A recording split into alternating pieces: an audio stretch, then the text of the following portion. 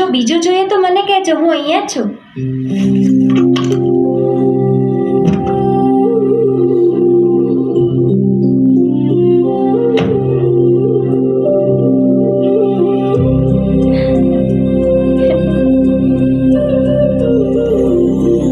બેટા અહીંયા આવો ને.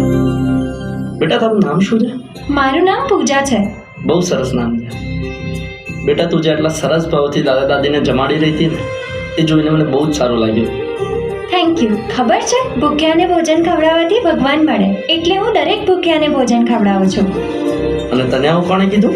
મારા મમ્મી પપ્પાએ. અને તને કેમ એવું લાગે છે કે જે તારા મમ્મી પપ્પાએ કીધું એ સાચું જ છે? કારણ કે મમ્મી પપ્પા પણ ભગવાનનું જ રૂપ હોય છે, અને ભગવાન થોડા ખોટું બોલે.